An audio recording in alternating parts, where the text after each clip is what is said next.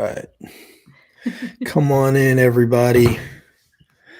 Welcome back to our last Holler live stream before Thanksgiving. Hope you're all doing great. Hope you're all staying safe, mostly staying put. Doesn't seem like many people are, but can't hurt to ask. We're tnholler.com is where you can find us. Subscribing and supporting is a great way to help us out. We've got all these hollers all over the state because of you. We got a couple more we're planning to go to.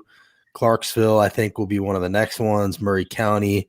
That's all made possible by your support. So thank you all for all the support you've given us this year and last year. We have another legislative session coming up, so it would be extra important to have all these hollers throughout the state to let people know what's actually going on here in Tennessee. Cassie, how you doing? Doing pretty well. Just staying put for Thanksgiving. It's going to be just my household. Yes. Doing lots of Zoom calls with family that day. So, I'm looking forward to it, though. I'm looking forward to kind of taking it easy and trying to relax as much as possible. How about you?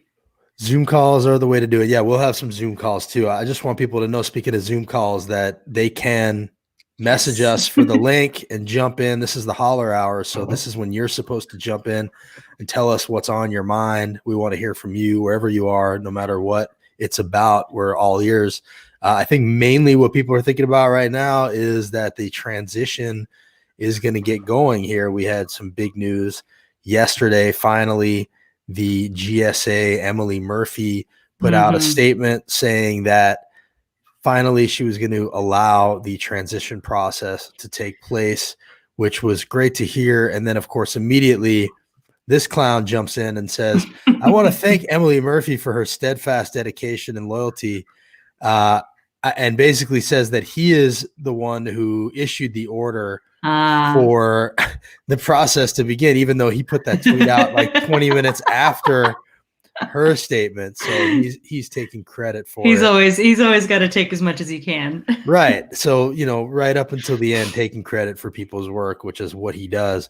But it's been sort of refreshing to see even the staunchest Trump supporters coming out and saying, yes, this is actually happening now. For Laura instance, Ingram. Yes, Laura Ingram. I don't know if you have that one ready, but yeah. I got that one ready. You do? I do. This is perfect. Laura Ingram. In what was perhaps the most consequential tweet sent since Election Day, President Trump gave the go-ahead for the transition. You see it there. And as unpleasant and disappointing as these choke it down, Laura. Things were different. This is where things stand tonight. Now, legal challenges continue in a number of states. Serious questions about vote counting, poll watcher access are outstanding. Serious questions. Still got to hammer home that these are very serious issues and questions, that they weren't giving people false hope this whole time. There actually were issues that they were serious about. It's so sad how gently they have to land their people. It's because of what they've done. They've built this up, but how they have to land their people and themselves as gently as possible. Right. Like they're talking to somebody who's standing on the edge of a balcony. Yeah. Come back in. No, it's okay. This is happening. It's all right. But unless the legal situation changes in a dramatic and frankly an unlikely manner, Joe Biden will be inaugurated on January 20th. Woohoo! Now, to say this does not mean I don't think that this election was rife with problems and potential fraud. And to say this does not constitute being a sellout. No, it doesn't constitute being a sellout. This is, of course, what they accuse her of. And everybody who accepts reality is a sellout. They can't believe that anybody would accept this reality. You have to fight tooth and nail to the end, or you're a sellout. And she's just speaking to what they actually believe, which is the truth. It's hilarious. I'm of course terrified for the prospect of Newsmax and OAN taking off the way that they are in the after the election because of Fox calling Arizona and then just doing things like this. So it is also at the same time really funny to see they've built up Right. this like misinformation campaign for really decades. Well, And the like just amazing within the thing, past right. 4 years, like, Yeah. they've built this up, and then they fed into all the paranoia and conspiracy theories about this election. And now to see it like bite them in the ass with their viewership leaving and calling them, Right. frauds on Parler Right. immediately. Those networks make Laura Ingram look like a moderate, which is Yeah, terrifying, it and is. that's what's coming is now they're all going to flee there.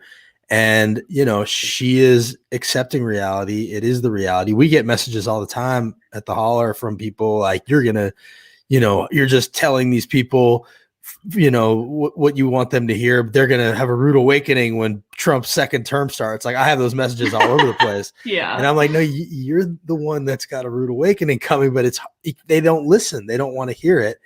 And, here she is sort of trying to let them down easy, which it's fascinating to watch it happen. Speaking of people who don't want to accept reality, this was another clip that I wanted to play. Another staunch Trump supporter who won't accept reality, but actually accidentally accepted reality this week and had to walk it back. Marsha was on ABC and got asked if she had spoken to the president-elect, and like, you watch for yourself, but like, it's so hard to know if Marsha is making a mistake here or if she's just so ignorant she doesn't really even understand what she's being asked. Spoken yet with the president-elect to congratulate him on his victory? I have not spoken with the president-elect. We did have the vice president come to the floor, the vice president-elect come to the floor this week to cast a vote. How is that a mistake? That can't be a mistake. She said it twice, like once in reference to Biden and then to Harris. She's referring to them as elect. She knows she's talking about Kamala Harris because she's talking about a vote. Like, she knows what she's saying. She just forgot to be full of shit for a minute. Like, I think that has to be what it is. I mean, I know that she's not the brightest bulb, but at the same time, like, I think, she knows exactly what she's doing with like everything that she does when she goes on cable TV is just spout whatever the latest, crazy line is. And she just slipped up. But in the same interview, she gets at, like, that interviewer asked her twice after that, like, you just said president-elect, and then she's like, no, and then she backtracked. She backtracked. If they count the votes, Trump is going to win. But no, but you just said that. Like, it's impossible to make sense of the things that come out of Marsha's mouth. Even she doesn't seem to understand it sometimes. It's really fascinating to watch her brain try to work. And yes, she is completely full of shit. But, here we are. We're, the day after what felt like a big moment, which is the dam was starting to crack.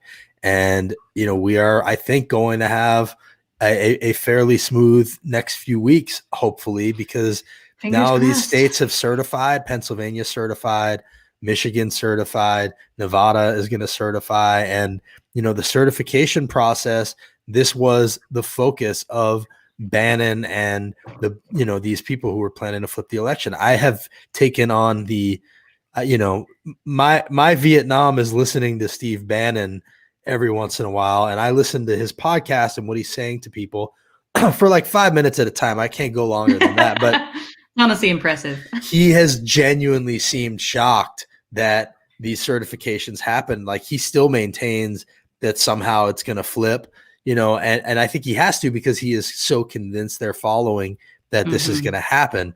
But it's not going to happen. We are in a place now where this is really, we're past the breaking point now. That's how it feels anyway.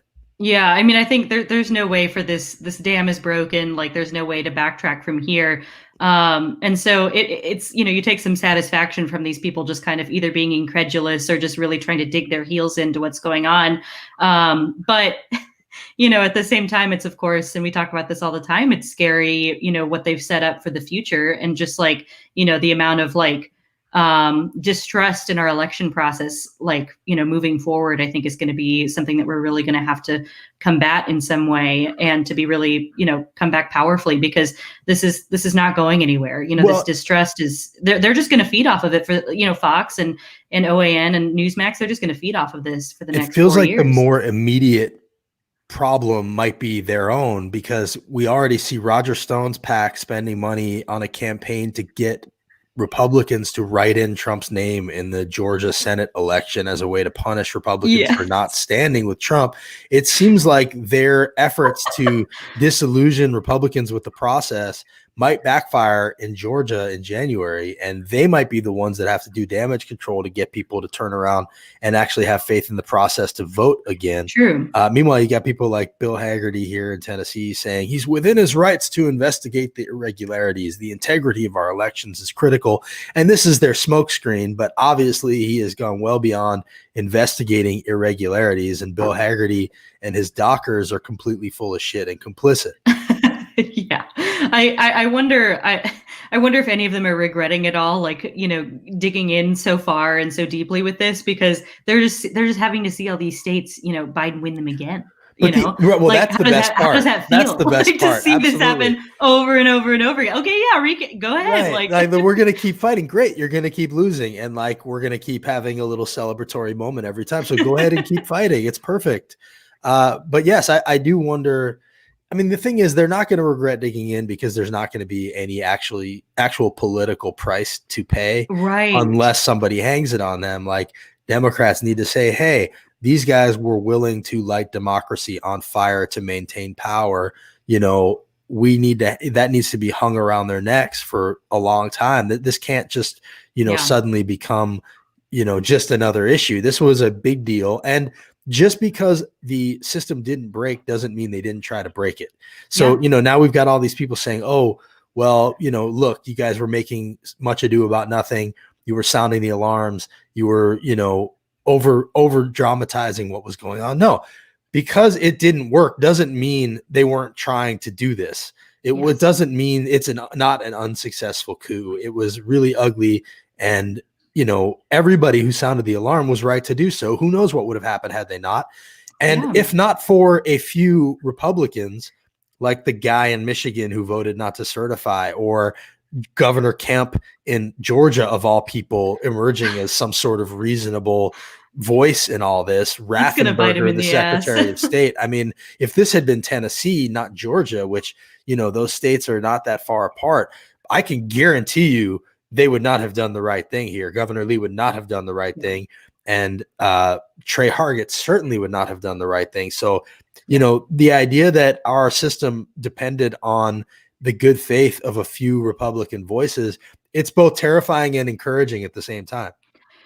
Yeah, I think I'm right there with you with it being terrifying and encouraging. I'm glad, of course, that, we did have those voices, but it's really scary just how close it could have been. And I think we were totally right to call it what it was. It was a coup attempt. That is definitionally what it was. And if you don't call it what it is, you're not going to be able to identify the problem or combat it appropriately. Of course, it was a stupid coup.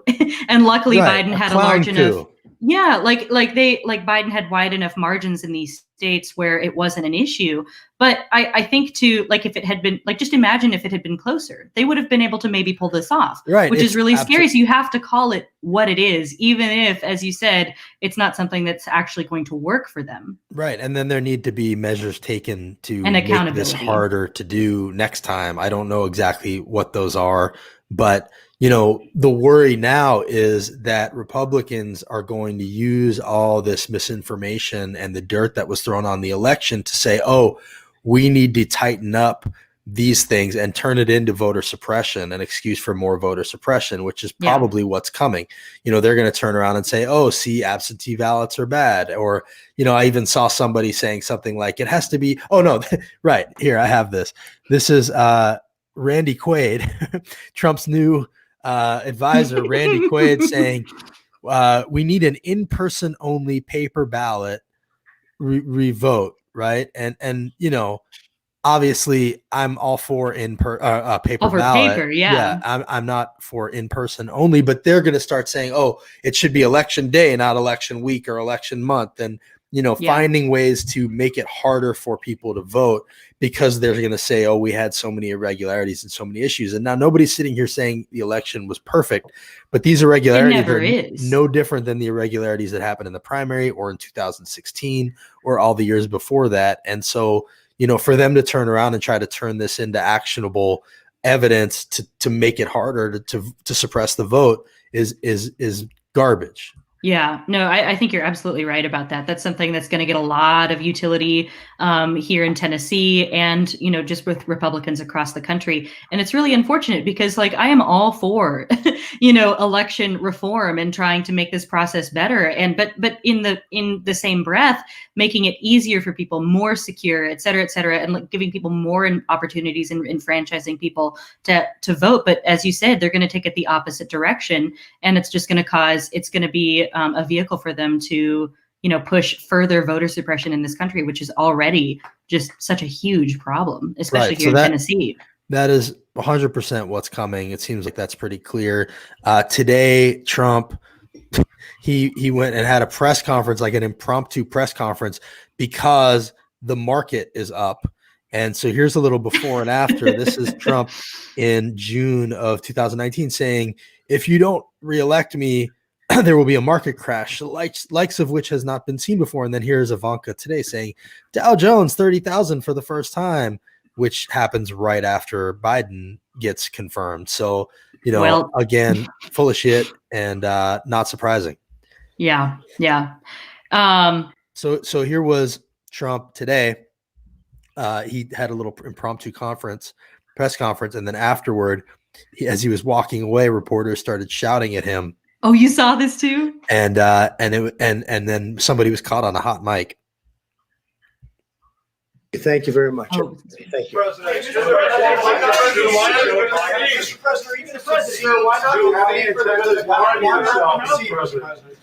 concede for the good of the country, sir?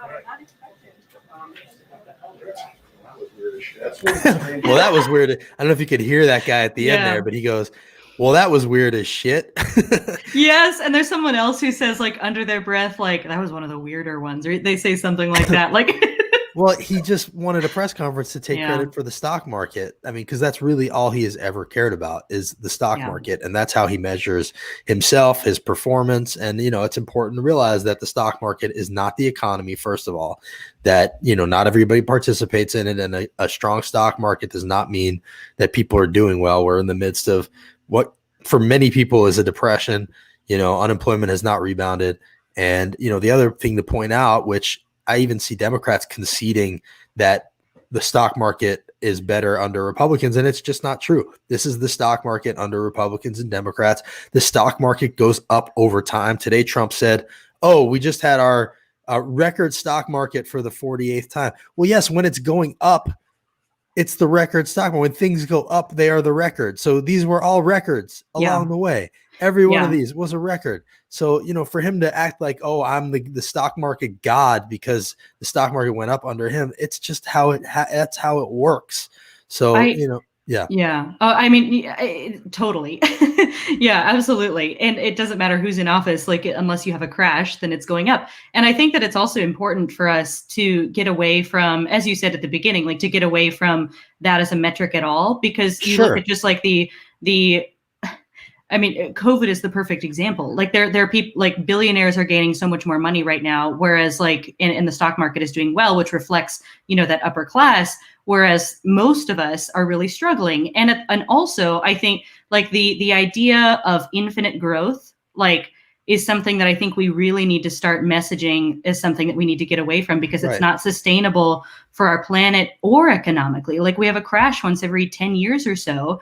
And it's partially due to this, just idea that we can keep growing infinitely without any repercussions, both, ecologically and economically. And it's a big not part sustainable. of how corporations end up with record profits and stock prices is by keeping wages down, by keeping payrolls down. And at the end of the day, a healthy economy is going to be good for companies and for the stock prices. And to have that, we need a middle class. We need people there to buy things.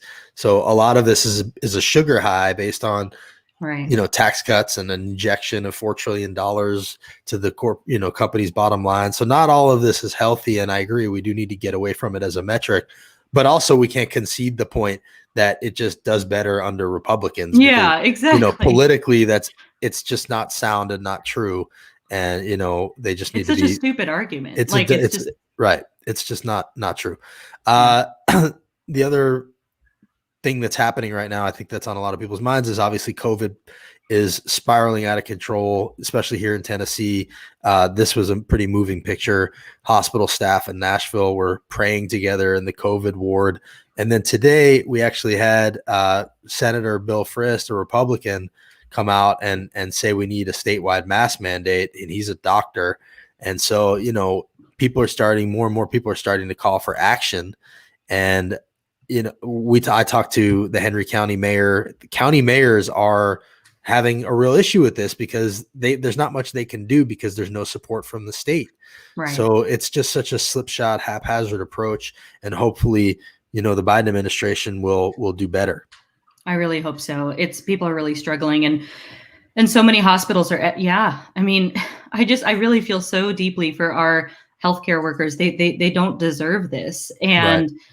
We're experiencing shortages in North Dakota. It's one of the worst places in the world to be. And right now, and they're actually, I know this is probably a week or two old news, but for those that haven't heard, they actually okayed it for nurses and healthcare workers that had COVID to take care of other COVID patients. People that have COVID are taking care of COVID patients. And here in Tennessee, I mean, we're not at that point, but we're filling up, hospitals are filling up. We're out of, they just sent out, we posted yesterday, they sent out a notice for emergency workers, that are needed at hospitals in Tennessee.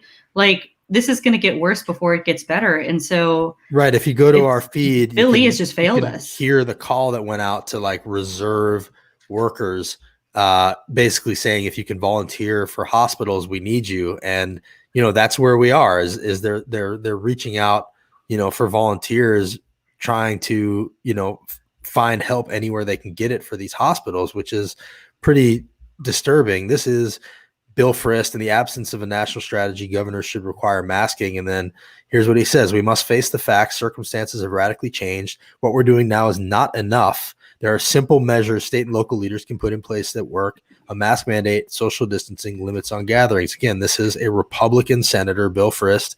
This is, not a partisan issue, but they have made it one, and it's hurting a lot of people. I see Price saying that is happening in Chattanooga. I think it's happening in a lot of different places.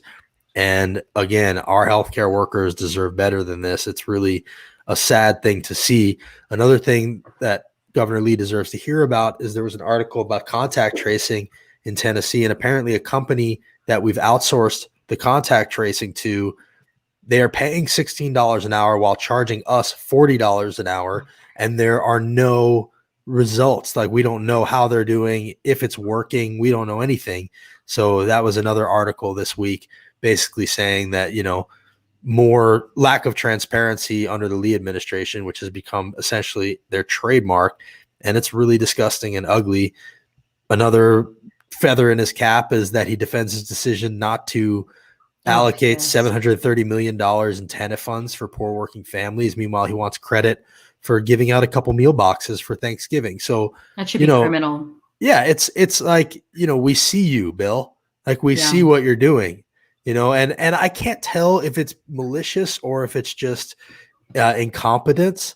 Why would you not hand out money intended for working families? Is it they just want to say they have big reserves? Is that what it is? I mean, I have no idea. I mean, I think that's what I think that this, the idea of, both it's similar to austerity and, this massive reserve that they're sitting on, and we've got $1 billion, shoved away for a rainy day. It's all of that together is just the Republican fiscal responsibility line. And I think it's just so deeply, it's like the water they swim in. They just can't see outside of outside of that. And so spending that money is just, helping. If you start helping the poors, then they're going to want to continue to be helped. And it's just getting them on the dole. And it's that whole argument. Drowning government in the bathtub. They want to limit it as much as possible. I'm seeing a question from Big Z that I'm going to go ahead and choose to accept as in good faith. He says, so you guys think it's good to shut down businesses and take away livelihoods? Well, my answer to this would be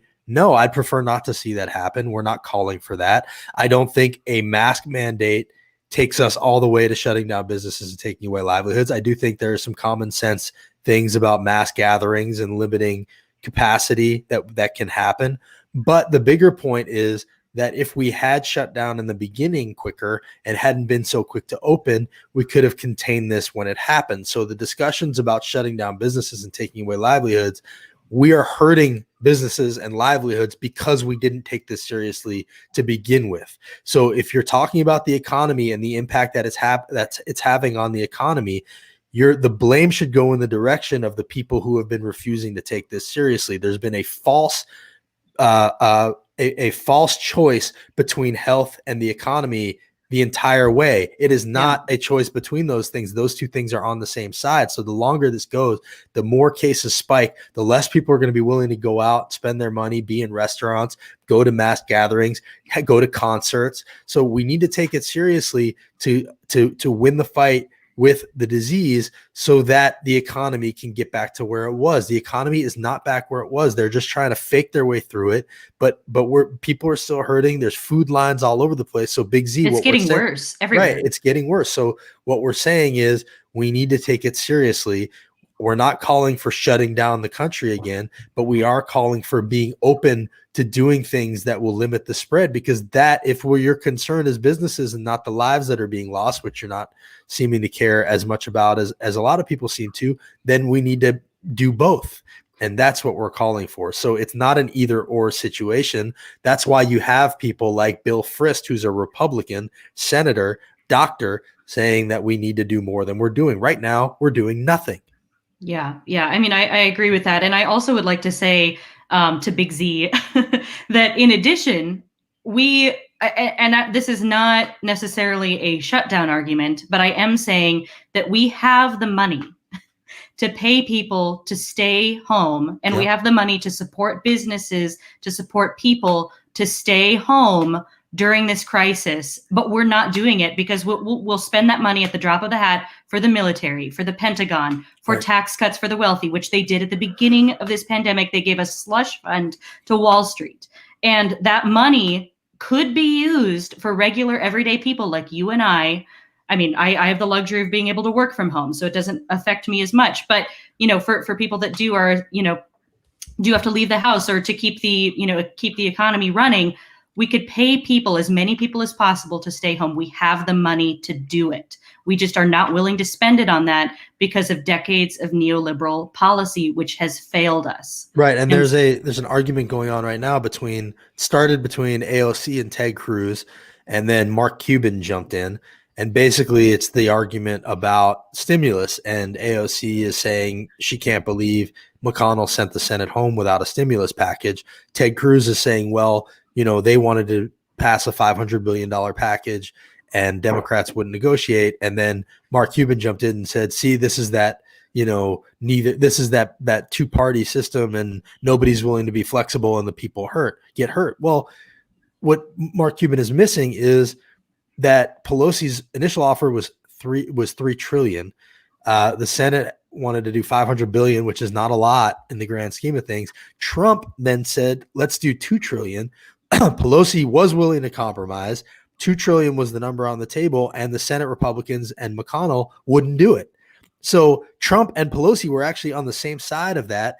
McConnell, for the same reasons that we're seeing Governor Lee not hand out the $732 million in TANF funds, they don't actually want stimulus. So they're trying to act like Pelosi and the Democrats don't care about people, while they're the ones that are refusing to hand out or to pass the stimulus that would actually help people. So this is not a both sides situation.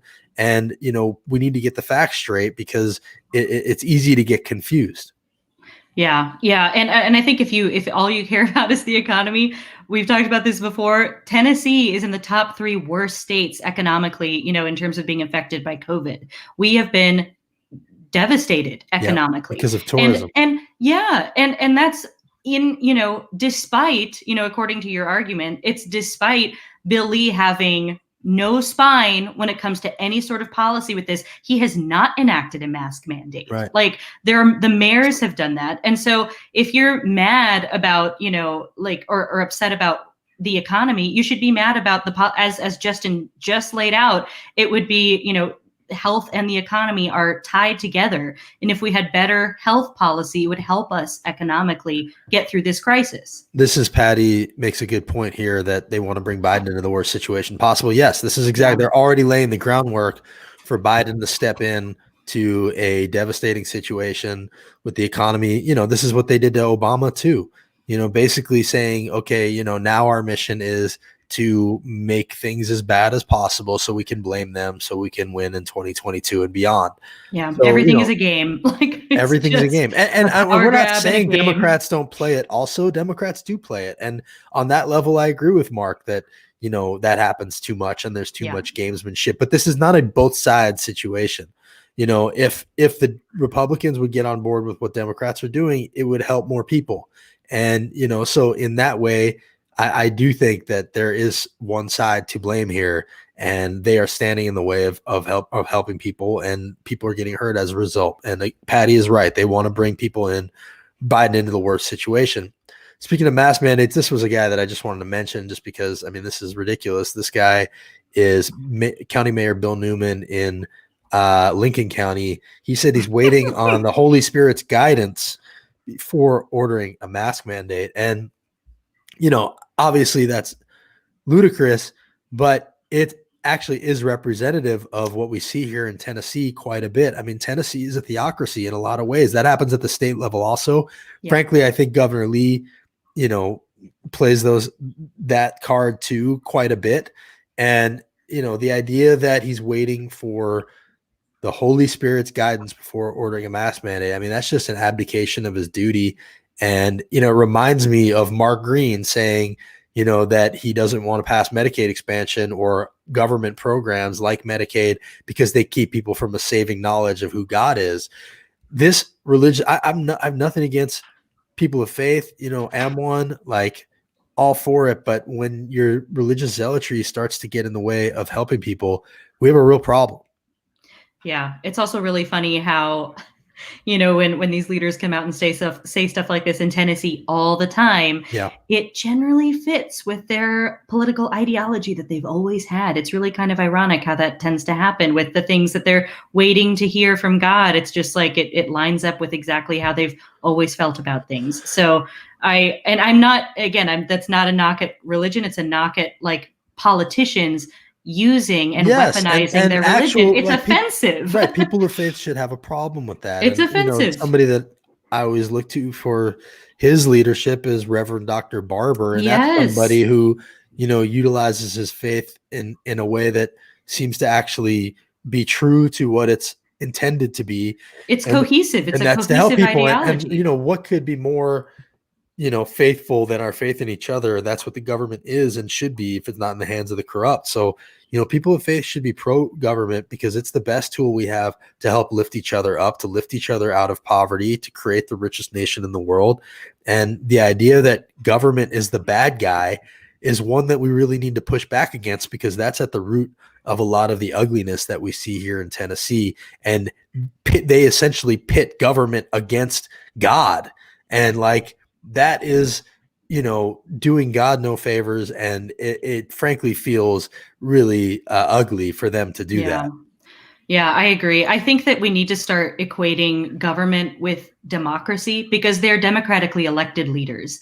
And so when you have Reagan back in the 80s, and this is just totally laid the groundwork for everything conservative after this, is the Thatcher ideology as well. Like his line, "I'm here with the government, and I'm with the government, and I'm here to help." That being the scariest thing you could ever hear. Right. that is literally saying that democracy is bad because the government is representative of represented by democratically elected officials. I am in favor, and I think that everybody should be, and the Democrats are for the most part in favor of making things more democratic, giving more power to the people, giving people more of a voice in terms of who is, not controlling, but just in power, I guess. Well, because think about more power to what the it people really through is. Democracy. What it really is government protecting us from things that frankly corporations do. Yeah, and so, they're not democratic. Okay, maybe all. You don't trust the government, but do you trust corporations to do, right by the people? No. So we need a balance. And, a lot of these regulations that they're constantly railing against are regulations, for instance, to clean water, clean air, paying workers like that. So basically what they're doing is they're dressing up, protecting corporations, protecting greed, and doing it in the name of God. And like, Yeah. and so they're essentially turning money into a deity in that way. No, that's and so true. That's America in a nutshell. That is Exactly. like worshiping capital. Right. That is right.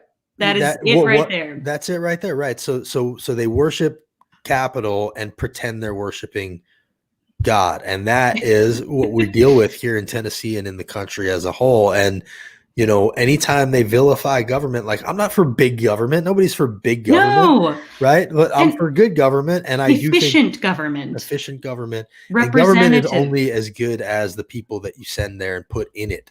And so, we need to vote for people who, regardless of what letter is next to their name, it's people that are going to put the people first. Like I would much rather vote for somebody who's a Republican who I believe has the people's interests at heart than, a corporate Democrat who I think is, owned by whoever. I just think we need to start looking past the name, and we need to start looking at who is going to fight for people. And, it just so happens I don't think that there are a lot of Republicans these days who do that. Well, it stems from the ideology. So it's Right. like it's really hard these days to find, somewhat. It's just, it all stems from the ideology. So Right. So that's what we're dealing with right now.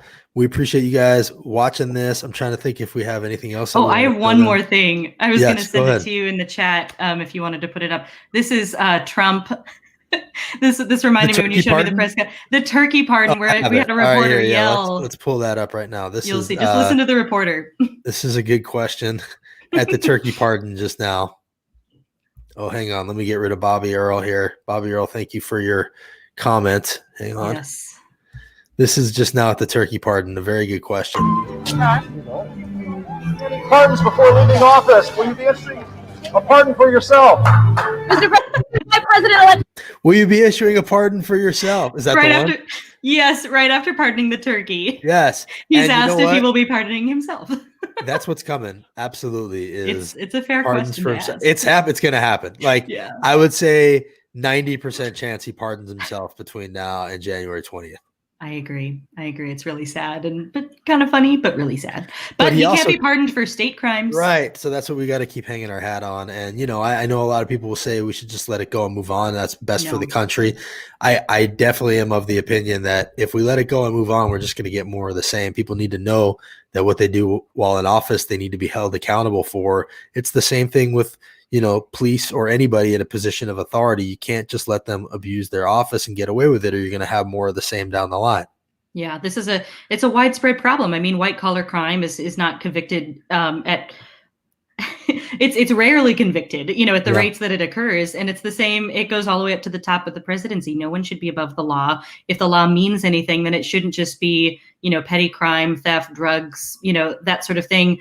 I mean, I think a lot of that should be decriminalized. That's another conversation. Right. But it's just such a deep double standard. We have, two justice systems in this country. And as you said, this will just happen again. We've talked about this before with Iran-Contra being a massive scandal. You saw those people that were involved with that again, and with George W. Bush and the WMDs, in Iraq, like we see those people again because they were never held to account. And so with Trump and all of his cronies, Roger Stone, all the way down the line, I mean, he's a convicted felon, luckily, but going up to the top with Trump, he needs to be held to account. Otherwise, this is never going to end.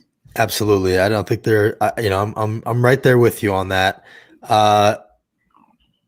One last clip before we go. This I just thought was amazing. This is the Charles Koch, one of the Koch brothers, saying that he regrets partisanship, which is just mind blowing. Well, we Yikes! screwed up by being partisan rather than approaching it nonpartisan. If we're going to help elect people, who are going to be champions for these policies? I mean, the idea that this guy is worried about first of all, he's dumping money into Georgia right now, so he's still being partisan. Like what he's upset about is that people don't like him, and now he's like old, on his way out, realizes he's like one of the most hated guys. And he's like, "Well, what did I do?" But there's no putting this back in the bottle at this point. I mean, he has underwritten the corporate takeover of our entire government, and there's no forgiving that. Yeah. Speaking of people that should be in prison for literally lighting the planet on fire, that's this guy right here. It's it's almost disgusting to watch. Like it just makes me sick. Yes. All right. Well, we will be back. We're not going to do one on Thursday, but we appreciate you guys. We actually have an announcement, I think, coming up. We're going to do a couple of forums for the Tennessee Democratic Party chairs race here on the Holler with Change Tennessee. So look out for that. That'll be good. And again, we are able to do all of this because of your support. If you guys are looking for somewhere to support monthly now that the campaigns are over, every penny helps. So go to tnholler.com, subscribe to get our emails, and chip in monthly. It all really helps. Make it $10 a month, and we'll send you one of these sweet hats that we're wearing. Happy Thanksgiving, everybody, and we'll see you on Tuesday. See y'all.